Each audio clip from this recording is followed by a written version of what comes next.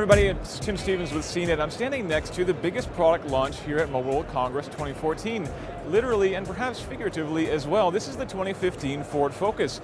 In 2012, Ford sold over 1 million of these things, making it the best-selling car in the world. And Ford chose Mobile World Congress to be the place to unveil the next generation of that car, rather than waiting for Geneva next week, which is a much bigger auto show. Why? Well, Ford wants to get ahead of the churn of news that's going to be coming out next week, and also because there's a lot of cool technology that we're going to talk about in just a minute. But first, let's start with the exterior. This is a slightly refreshed version of the current Ford Focus. It's available right now at your dealerships. Biggest change up front is with a new corporate Ford grille. Looks a lot like an Aston Martin. You're seeing it on the Edge and a couple of other Ford products too. New headlights as well, and overall greater fuel efficiency from more aerodynamics, which is certainly going to be good. But the biggest change in fuel efficiency will come from the 1.0-liter EcoBoost engine. We've seen that in the Fiesta. It's going to be coming to the Ford Focus as well, only with a 6-speed manual transmission. We're told it'll be only with a 6-speed manual in the US as well, which may make some US buyers a little bit cautious. Some bigger changes on the inside, so let's take a look in there.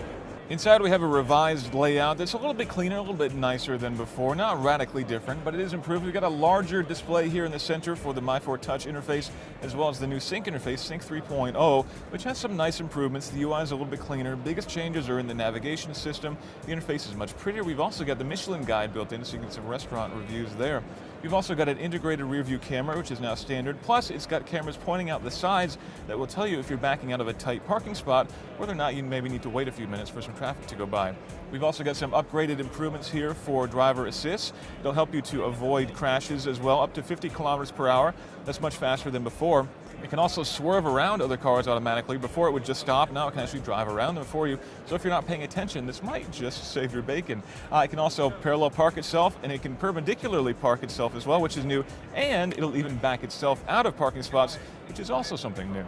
Again, this is the 2015 Ford Focus. It should be hitting dealers sometime toward the end of the year.